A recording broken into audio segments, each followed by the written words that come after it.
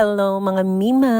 Another tuxedo na naman ang ating ire-retouch. So ito ay ang maroon tuxedo na nabili ko online at ang tagal na talaga sa akin nito. Syempre, di ba naisip ko na kung ang gown nga ay nare-retouch ko, why ang tuxedo? Kasi uso na talaga ngayon ang mga may design na tuxedo. So ganito yung itsura niya. Ayan, suot ng aking jowa. Siyang una-una kong minodel dyan.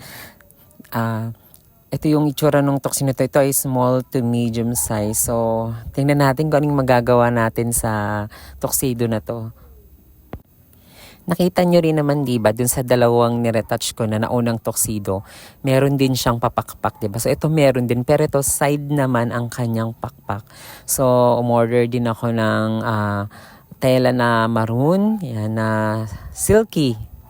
So, ayan, and nagsimula na akong i-retouch ang tuxedo na to. At habang nanonood ako ng TV, ay na-enjoy ko rin naman ang pag-retouch ng tuxedo. Halos tong pagre-retouch ko ay wala ring pinag-iba dun sa una kong ginawa. So, gumamit din ako ng mga embroidered lace at saka ng mga stone. Ayan.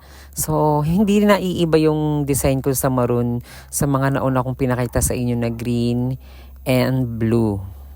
Pero ang maganda rito, may iba naman ang kulay niya. Kulay maroon naman siya. Ito nga pala yung napili ng pamangkin ko na gagamitin niya sa prom night nila. Ang nakakasad lang kasi, siguro nahihiya din siyang gamitin to kasi akala niya pambabae. So hindi niya sinuot yun sa pakpak. Pero alam niyo po kung ano yung nakakatuwa pag uwi niya. Sabi nga niya nakapasok siya sa prom king top 3.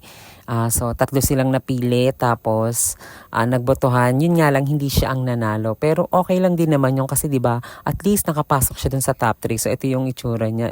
Di ba, sabi ko nga, kung puti yung sinuot mo, siguro ikaw ang mananalo. Pero, okay lang yan. Meron pa namang next time. So, yun lamang po. Maraming salamat sa pag-watch ng aking mga reels.